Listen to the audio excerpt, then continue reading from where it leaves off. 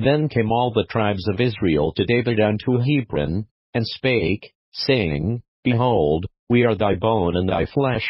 Also in time past, when Saul was king over us, thou wast he that leddest out and broughtest in Israel, and the Lord said to thee, Thou shalt feed my people Israel, and thou shalt be a captain over Israel. So all the elders of Israel came to the king to Hebron, and King David made a league with them in Hebron before the Lord, and they anointed David king over Israel. David was 30 years old when he began to reign, and he reigned 40 years. In Hebron he reigned over Judah 7 years and 6 months, and in Jerusalem he reigned 30 years over all Israel and Judah. And the king and his men went to Jerusalem unto the Jebusites, the inhabitants of the land, which spake unto David, saying, Except thou take away the blind and the lame, thou shalt not come in hither, thinking, David cannot come in hither. Nevertheless David took the stronghold of Zion, the same as the city of David. And David said on that day, Whosoever jetteth up to the gutter, and smitteth the Jebusites, and the lame and the blind, that are hated of David's soul, he shall be chief and captain. Wherefore they said, The blind and the lame shall not come into the house. So David dwelt in the fort, and called it the city of David. And David built round about from Millo and inward. And David went on, and grew great, and the Lord God of hosts was with him. And Hiram king of Tyre sent messengers to David,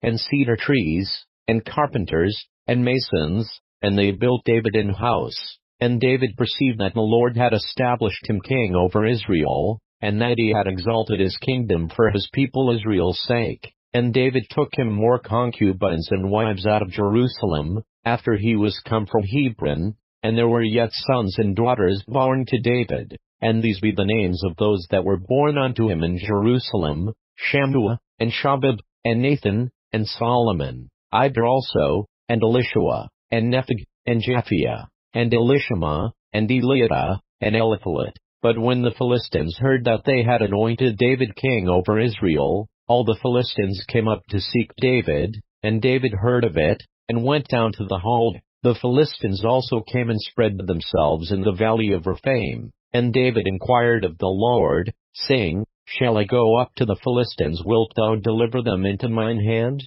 And the Lord said unto David, Go up, for I will doubtless deliver the Philistines into thine hand. And David came to Baal-perazim, and David smote them there, and said, The Lord hath broken forth upon mine enemies before me, as the breach of waters.